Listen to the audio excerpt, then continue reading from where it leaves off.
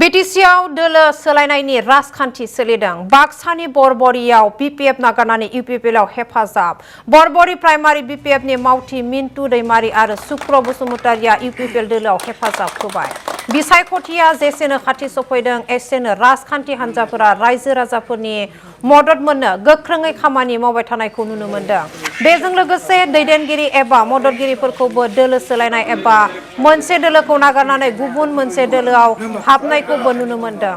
आरो बेबायदिनो दिनै 42 नं बाक्सा विधानसभा बियाबनि सिङाव थानाय बरबरियाव बीपीएफ दोलोनि सानै मावथि मिन्टु दैमारि आरो सुक्र बसुमतारिया यूपीपीएलआव हेफाजाब होयो। लोगोसे फैबाय थानाय समाव राकेश ब्रह्मखौ देरहासार खालामनो थाखाय गोख्रों खामानि मावलांनो थांखि लानायखौ फोरमायो।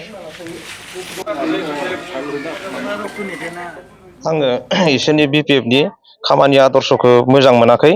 खामानि बिसोरनि जितु दैदेनगिरि सानैसो जितु खामानि मावदों, आं इसोरनि आदर्शखौ मोजां नुयिनि थाखाय आङो दिनै यूपीपीएलआव जगदान जादों।